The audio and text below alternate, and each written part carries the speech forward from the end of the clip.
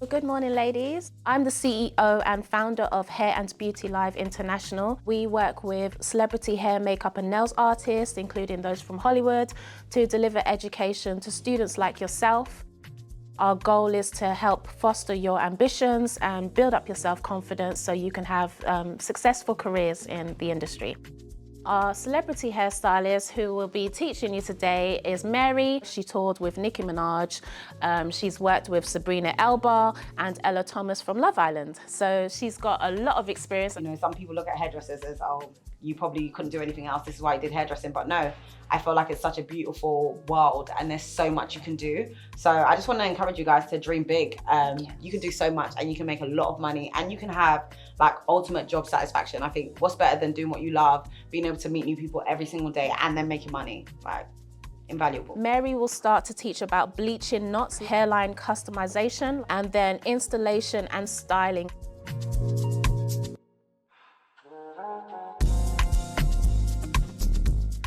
A lot of people, when they think of wigs, think of specifically the Black community. They feel like, you know, a lot of Black people wear wigs, and it's like an Afro thing. However, it's not true. If you get into the world of celebrity, a lot of your faves are wearing hair extensions, they're wearing wigs, they're wearing toupees. So it isn't just a Black thing. It is for everybody, because essentially wigs are extensions, right? And everybody wears extensions, whether it's clip-ins, whether it's tape-ins, whether it's bonds. There's so many now. So don't think of it as, oh yeah, only Black people wear wigs and it's only for Black people, so this isn't something I can get into. Remember, there are theatres. In theatre, most of the people are wearing wigs and most of this is lace. Essentially, a lot of people are like, okay, so why is it like a huge population of Black women wear wigs? And the reason why is because if you know anything about Afro hair is quite coarse. As much as it looks like it's, you know, resilient, it actually isn't. It is the most fragile hair type there is. So, because it's so coily, it tends to tangle a lot. And in a day-to-day basis, our hair, you can't just wash it and go. There's a lot of manipulation that comes into it. So to make our lives easier, it's not, and I think there's this myth that a lot of Black women wear wigs because they don't have hair. That's a lie. We have a lot of hair.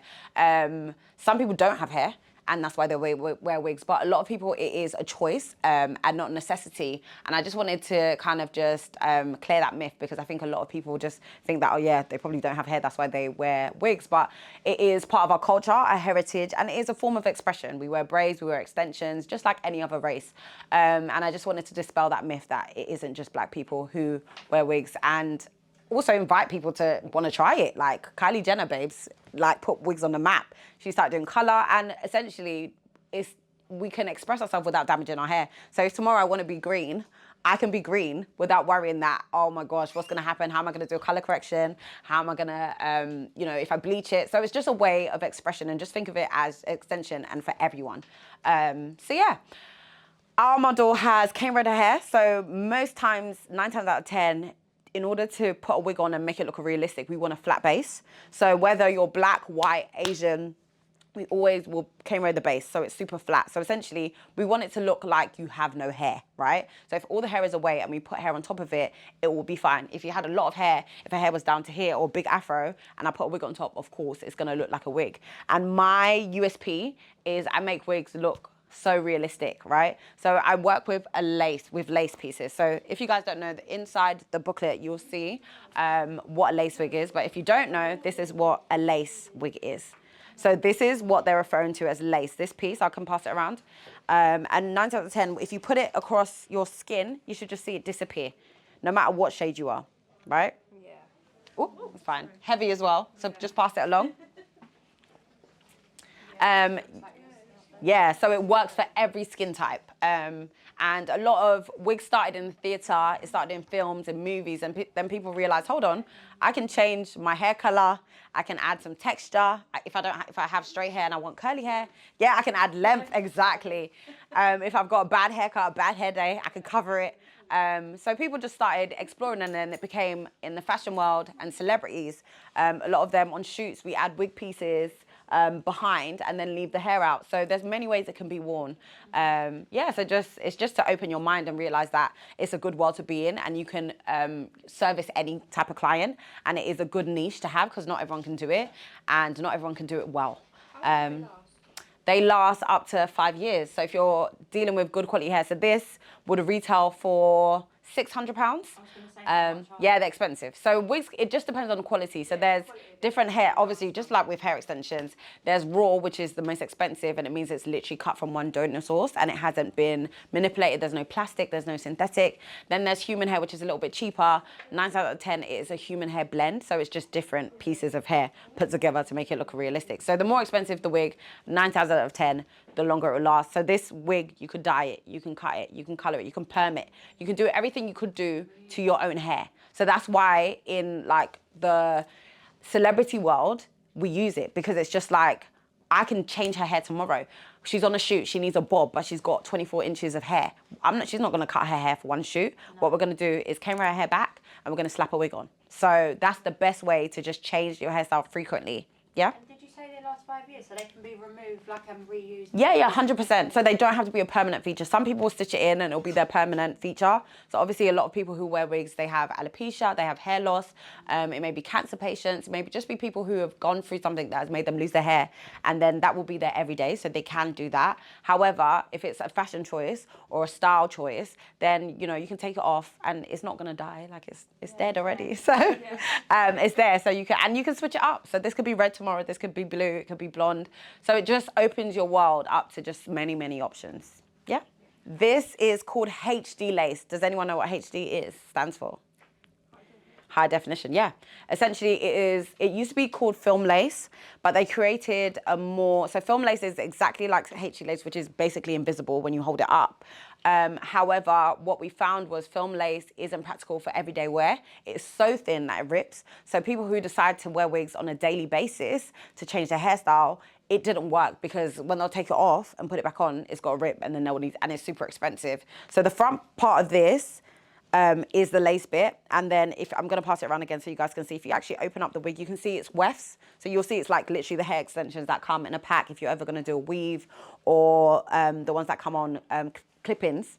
It's the same thing. So essentially how to construct this is a piece of laces in the front, and then wefts are put in at the back. And that's how we make a unit. So this one is called a lace frontal, right?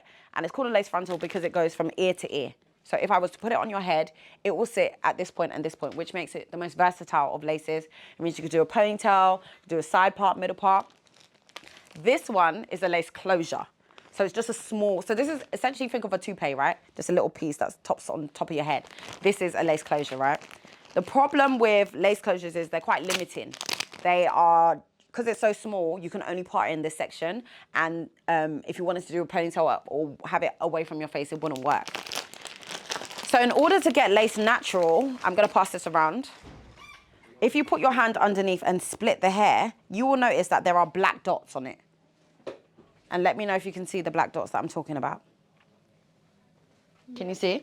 Yeah. So it looks like a doll's head, right? So if I put that on my client like that, she's gonna look crazy, because scalp does not look like that at all. What would you use that for?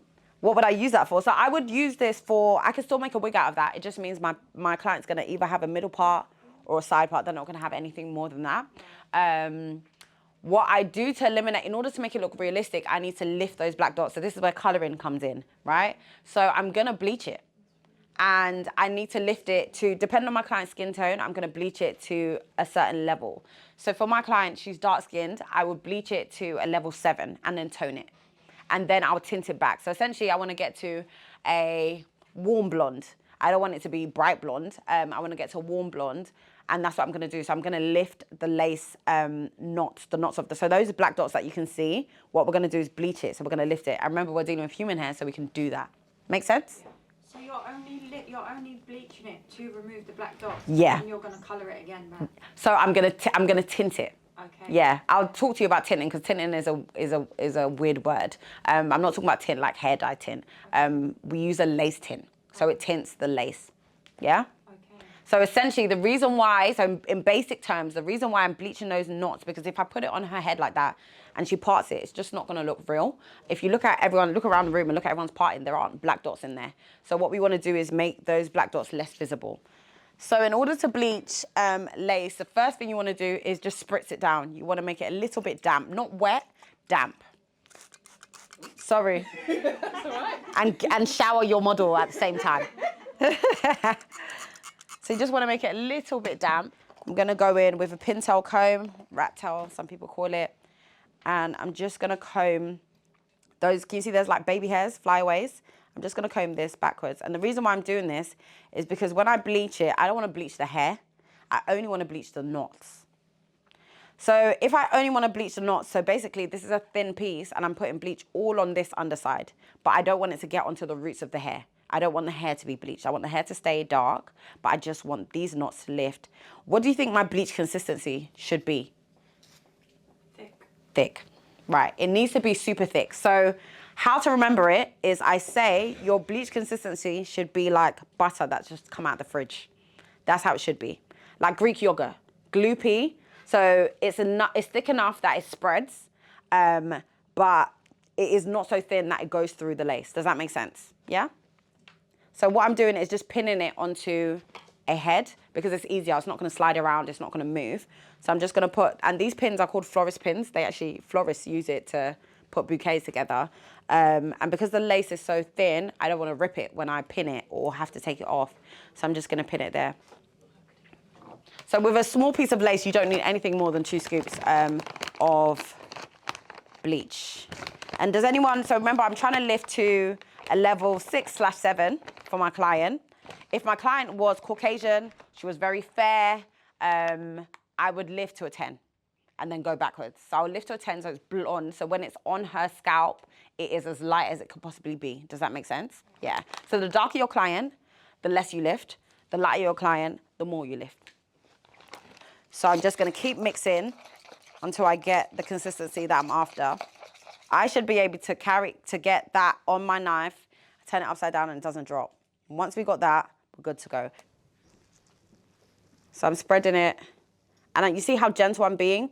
Think of it like a newborn baby and you're about to comb his or her hair and you're not trying to hurt the baby or wake the baby from his sleep. That's exactly what I think of it as. So you see how thick that is? I want it to sit on it like that.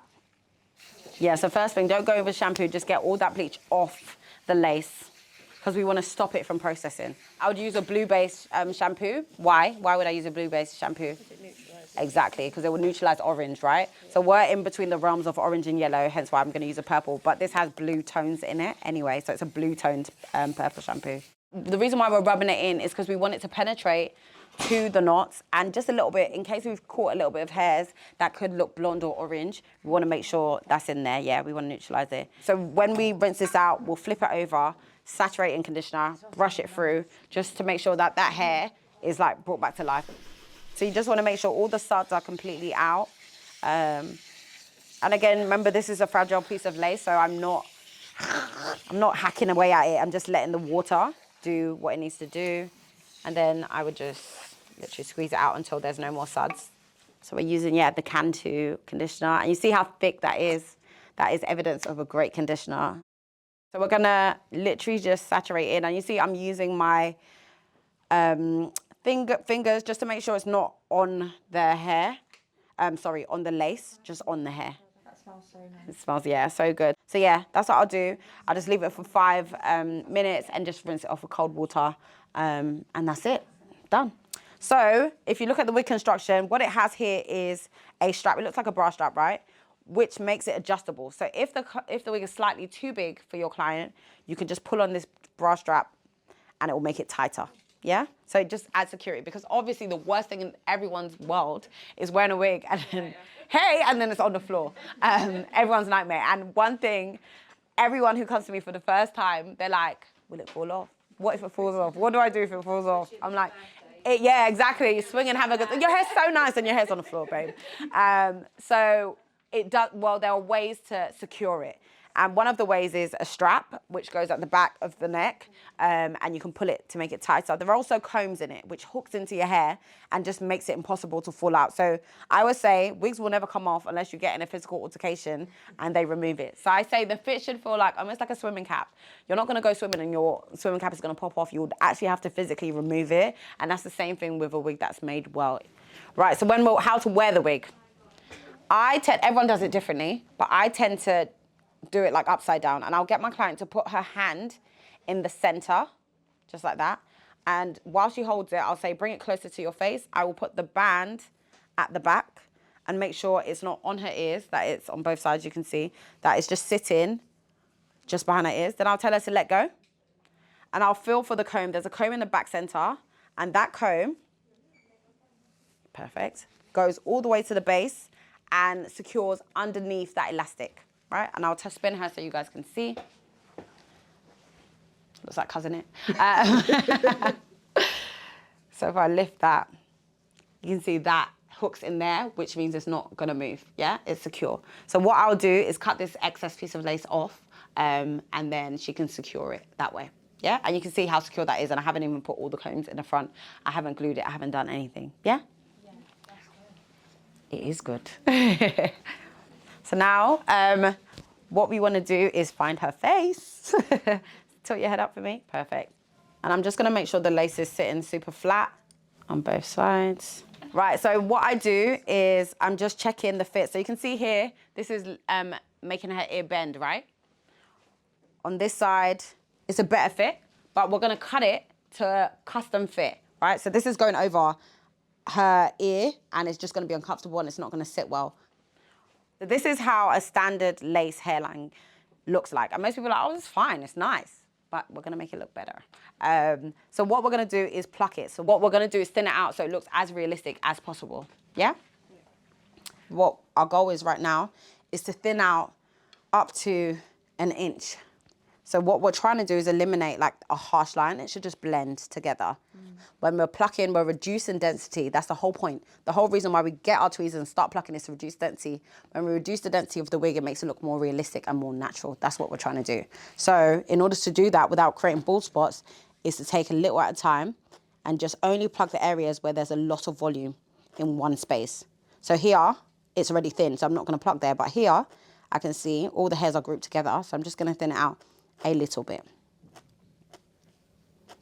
Rule of thumb normally is the temples is normally the thinnest area of anyone's head. So we'll make that thinner.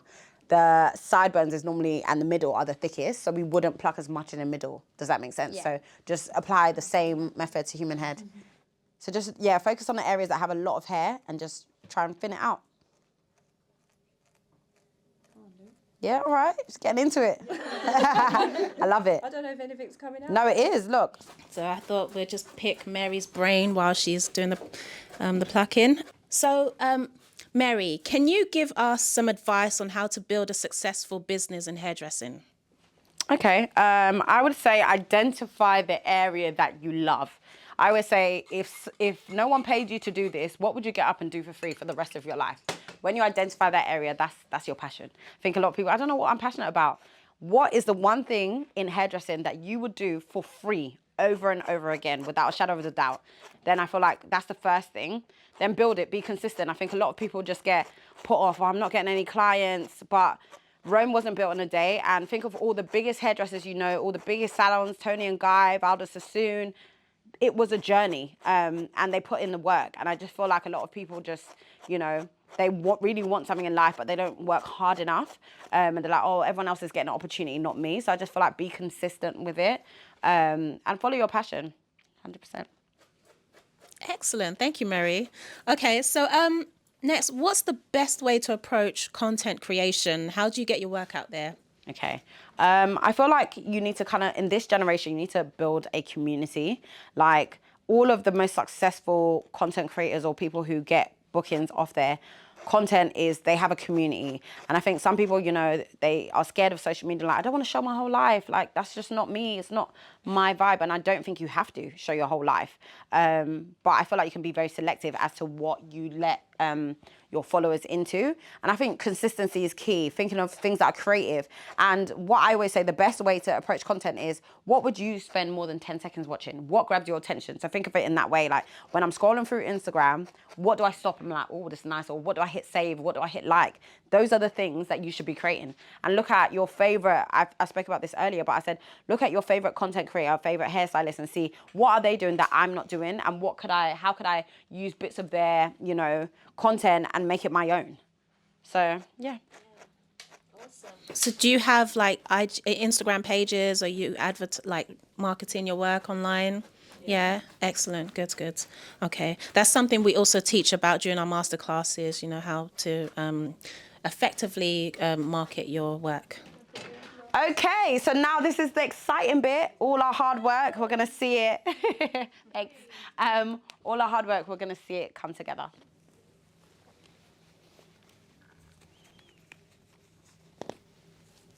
So I'm going in with a bit of mousse. And as I said before, I always use mousse for curly hair. Just helps define and just keep the flyaways at bay. And before I cut the lace, I want the hair to go back so I don't accidentally cut the hair. That's the main thing.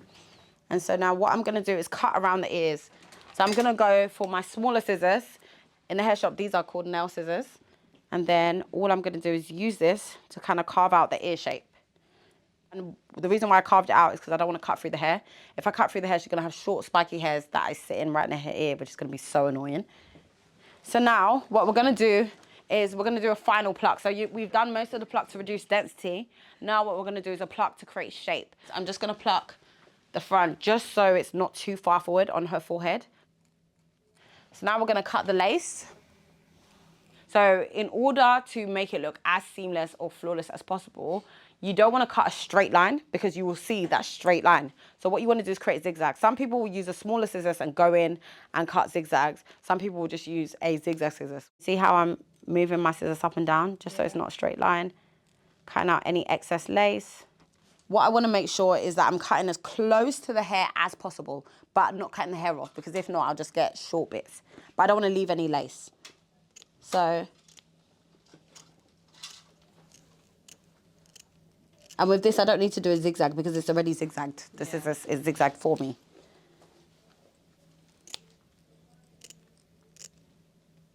You see, I'm going as closest to the area where the hair is as possible. Just like that, right? And then I'm going to show you why. So remember, when I said when you put the wig on, how close do you put it to like her hairline? Yeah, exactly. Half an inch. Half an inch in front. An inch is a lot, so it might be there. So, and the reason why we do this, because let me show you. If she was wearing her wig like that, does it blend? No. So obvious, right? Unless she was wearing a wig like this and she brought out her edges and put it over it to cover it, fine. But if you wear your wig behind your hairline, it doesn't work unless you have hair to cover it, because the lace isn't the same color as your hair. This is why it's so obvious. However, this is why we do a half an inch in front, because when it sits on the skin, it blends. I'll bring it back. And then I'm going to tint the lace. So I'm going to go in with the tint on top of the lace. Yeah, thank you. And I'm just going to be building it, just like you would do with foundation. But what I do is make sure it's slightly lighter. I'd rather it be slightly lighter than too dark, because I have to go and wash it off, and that's just long. And then what I do is flip it up and then just use the residue on the underside.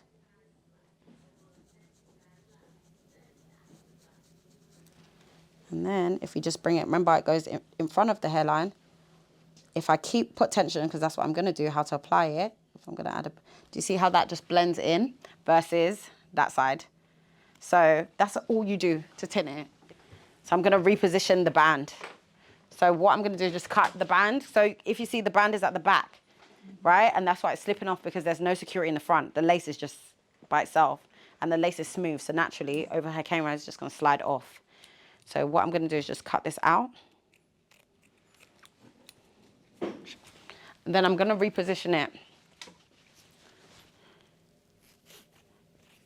I'm gonna cut a little piece of this off. And the reason why I'm doing that is because remember it was at the back and the back has more space. When I bring it to the front, it's gonna be too big. So I'm just cutting a little piece off. And then, before I sew it down, I'll show you.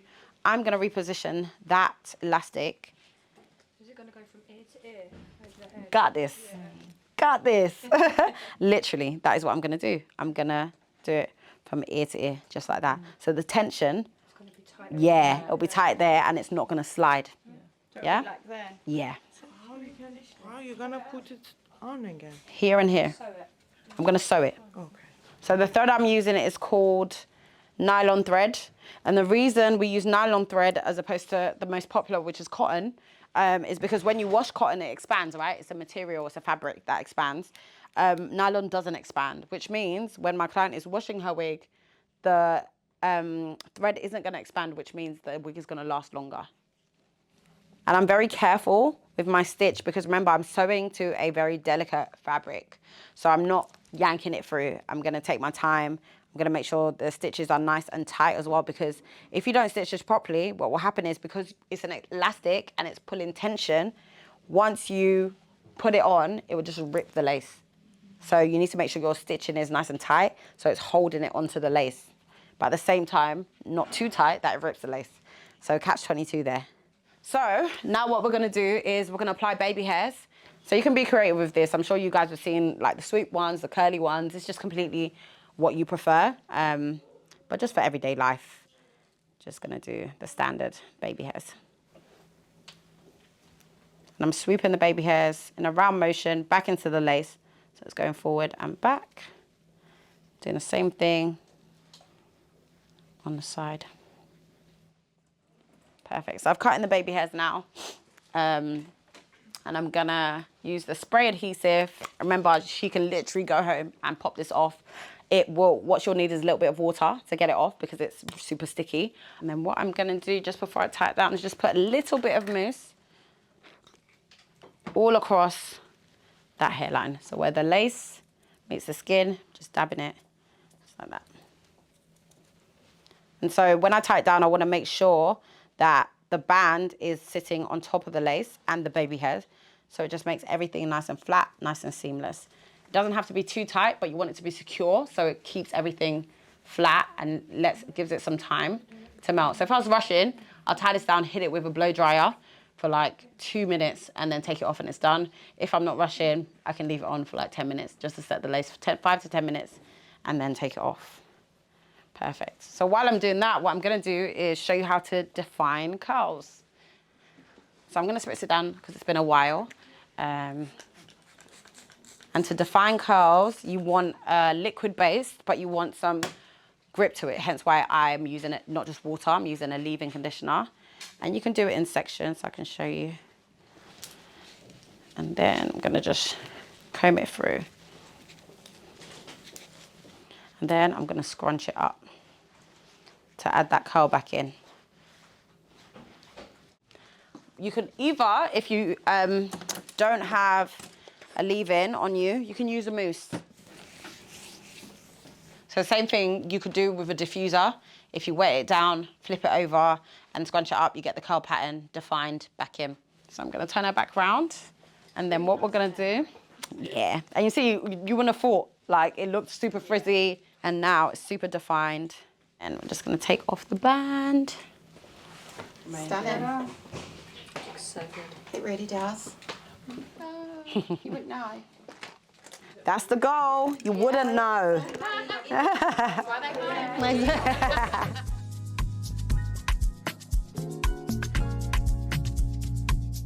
So, yeah, and that is it. We just want to say thank you for attending our class. Yeah, you've been amazing, by the way, the engagement, and I hope you've learned a lot from this class. Also, I just want to let you know that we will be having masterclasses in the nearby future. So I hope you will follow us on Instagram, Hair and Beauty Live, and check us out. I hope we can work with you more in the future because you're amazing and I see your career really excelling, and yeah, I look forward to learning more about what you do with your career in the future. Thank you so much for your time. Thank you. Thank you. Hi Hi Nancy, thank you so much for attending the Hair and Beauty Live International Masterclass with our celebrity hairstylist Papachichi style. Tell us Nancy, what was your favourite part of the masterclass today? Honestly, just loved every bit of it. It was so eye-opening to like the world of wigs. Like I didn't have a clue, and I'm just so glad what I've learned today. I liked all of it, to be honest. Yeah? Normally I get bored and I get tired, and I actually enjoyed all of it. Oh, excellent. Beautiful. And Layla? I'd say my favourite part was probably, I like learning about the tint, because it isn't actually tint, it's like many different ways of doing it. Yeah. And I don't know, I love the whole thing. I just feel like I might be doing this in the future. Definitely, yes. It's a very big possibility. So you're now lace frontal wigs experts, right? Yes, queens. Queens, exactly. Claim it. Excellent, excellent. So now you're more comfortable applying lace frontal wigs on clients. 100%. I feel like for me, I will try anything. So yes, I feel like I could do it. Yes, definitely. So now you finish your hairdressing course and you're going into the big world. You're working for Headmasters. I am, yeah. They are a big company. So I'm sure you're looking forward to starting your career. I'm so excited for it. So what are your key takeaways from the masterclass today? How close to cut the lace from the hairline, Yeah. from the actual like wig hairline. Because if you go too like little, like you don't cut enough, it looks very visible. And if you cut too much, you're gonna have little pokey bits of short hair, and it won't look as natural. Yeah. So you've got to do it a half an inch precisely. Yep. From the hairline. Yeah. Just confidence and dream big. Like Mary says, dream big. Definitely. Nothing is impossible with Exactly. hard work, right? Sometimes I think people can forget that, and I think today has just woke me back up as if to say, like, doesn't matter what situation you're in, like you can make it as far as you want to make it. You are amazing. You ladies, thank you so much. And I look forward to seeing what you do in the future with your careers as hairdressers. You're so intelligent. You've asked intelligent questions throughout the masterclass. So thank you so much for attending. Thank you. Yeah. And thank you to Hair and Beauty Live International and to Cantu for giving me these beautiful gifts. Excellent. You are so welcome. The pleasure is ours. Thank you so much, Nancy. Thank you so much. Thank you. All the best with your career. Hair and Beauty Live International. Woo!